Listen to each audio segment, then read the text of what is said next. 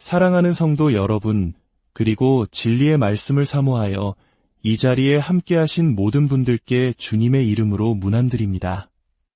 오늘 우리가 함께 나눌 이야기는 단순한 지식 전달을 넘어 여러분의 영혼에 깊은 울림을 주고 삶의 방향을 새롭게 하는 은혜의 시간이 되기를 소망합니다. 본격적인 이야기에 앞서 잠시 여러분의 마음을 모아주시면 감사하겠습니다. 만약 오늘 이 말씀이 여러분의 마음에 와닿는다면 좋아요를 통해 마음을 표현해 주시고 이 은혜가 더 많은 이들에게 흘러갈 수 있도록 공유를 통해 생명의 말씀을 나눠주시길 부탁드립니다. 여러분의 구독은 저희가 이 귀한 말씀 사역을 계속해 나갈 수 있는 가장 큰 힘이 됩니다. 이 채널을 통해 주님의 사랑을 나누는 모든 분들의 삶과 가정 위에 하나님의 크신 축복인을 함께 하시기를 기도합니다. 자, 이제 우리는 약 2000년 전 고대 세계의 중심지 중 하나였던 에베소로 시간여행을 떠나보려 합니다. 에베소는 당시 아시아 지방의 수도로서 거대한 아데미 신전이 자리 잡고 있던 상업과 종교의 도시였습니다. 온갖 종류의 사상과 우상숭배, 그리고 신비로운 주술이 성행하던 그곳에 하나님의 사람 사도 바울이 도착합니다. 사도행전 19장은 이렇게 시작됩니다. 아볼로가 고린도에 있을 때에 바울은 윗지방을 거쳐 에베소에 도착하여 어떤 제자들을 만났습니다.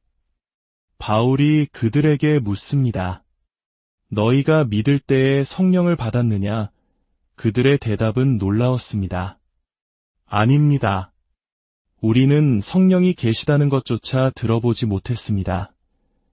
여러분, 한번 상상해 보십시오. 그들은 예수님을 믿는다고 생각했지만 믿음의 핵심이자 능력의 근원인 성령님에 대해서는 전혀 알지 못했습니다. 이는 마치 엔진 없이 자동차를 운전하려는 것과 같고 전기 없이 전등을 켜려는 것과도 같습니다. 바울이 다시 묻습니다. 그러면 너희가 무슨 세례를 받았느냐? 그들은 요한의 세례입니다. 라고 대답했습니다. 그러자 바울은 차근차근 설명하기 시작합니다. 요한이 베푼 것은 회개의 세례였습니다. 그는 백성에게 자기 뒤에 오시는 곧 예수님을 믿으라고 말했습니다. 그렇습니다. 세례 요한의 역할은 위대했습니다. 그는 광야에서 외치는 자의 소리로서 사람들의 마음을 준비시켜 주님 오실 길을 예비하는 선구자였습니다.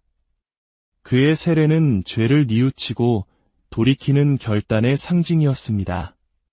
하지만 그것은 종착역이 아니었습니다. 그것은 단지 시작에 불과했습니다. 진정한 완성은 예수 그리스도를 믿고 그분의 이름으로 세례를 받으며 약속된 성령님을 선물로 받는 것에 있었습니다. 이 말을 들은 에베소의 제자들은 즉시 주 예수의 이름으로 세례를 받았습니다. 그리고 바울이 그들에게 안수하자 성령께서 그들에게 임하셨습니다. 그들은 방언으로 말하고 예언을 하기 시작했습니다. 그들은 모두 12사람쯤 되었습니다. 이 사건은 단순한 종교의식이 아니었습니다. 하늘의 능력이 인간의 삶에 직접 개입하는 놀라운 영적 전환점이었습니다. 이후 바울은 석 달 동안 회당에 담대히 들어가 하나님 나라에 관하여 토론하며 사람들을 설득했습니다. 그러나 몇몇 사람들은 마음이 굳어있지 않고 무리 앞에서 그 도를 비방했습니다. 여기서 그 도, 즉 더 웨이는 초기 기독교인들이 자신들의 신앙을 가리키던 아름다운 표현입니다. 이는 기독교가 단순한 교리체계가 아니라 예수 그리스도를 따라 걷는 삶의 방식이자 생명의 길임을 보여줍니다. 결국 바울은 그들을 떠나 제자들을 따로 세우고 두란노 서원에서 날마다 말씀을 강론했습니다. 이 일은 무려 2해 동안 계속되었습니다.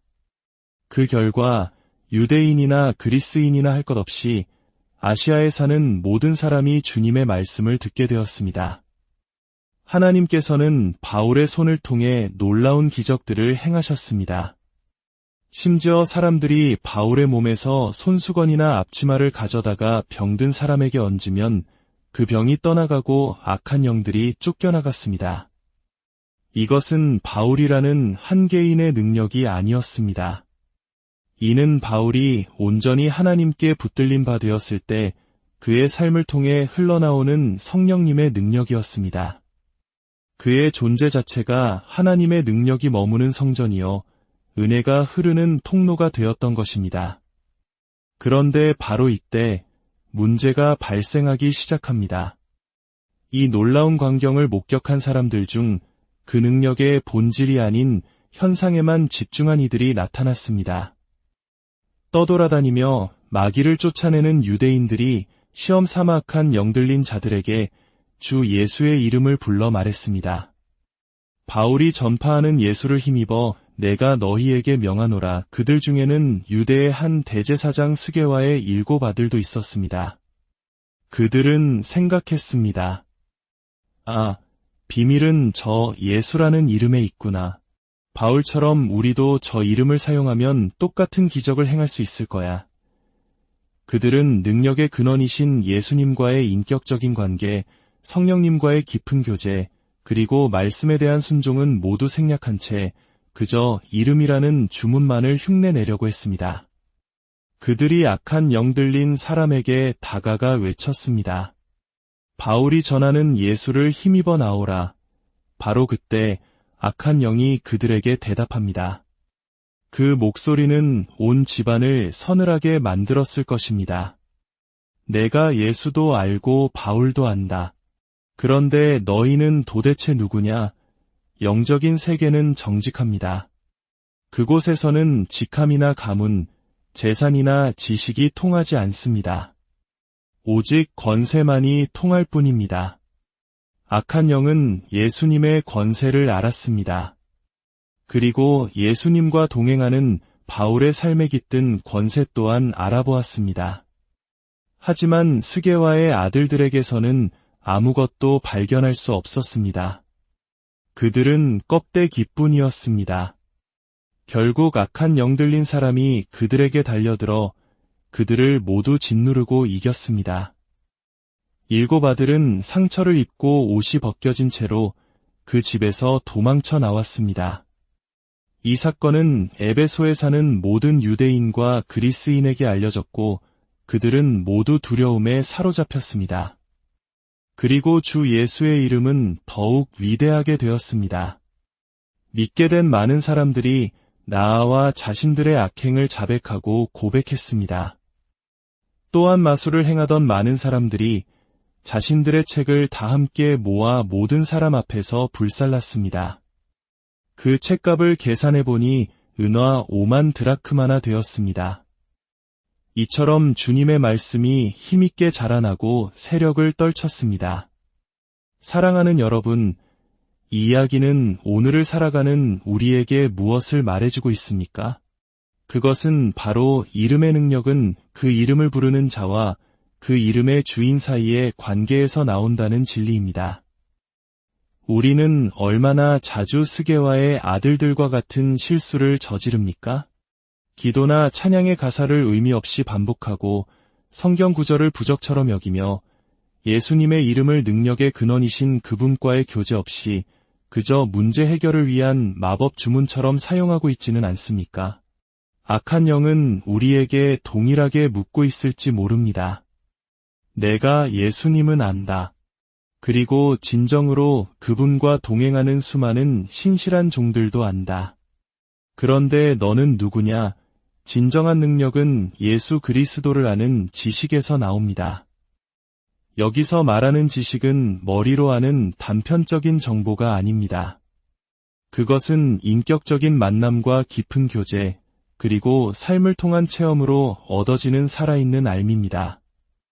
예수님의 보혈이 나의 모든 죄를 깨끗하게 하셨다는 것을 아는 지식, 그분의 거룩하심 안에서 나 또한 거룩하게 되었다는 것을 아는 지식, 그분이 모든 권세의 주인이시며 지금 내 안에 살아계시다는 것을 아는 지식, 바로 그 알미 우리를 세상과 죄와 악한 영들로부터 승리하게 하는 능력입니다.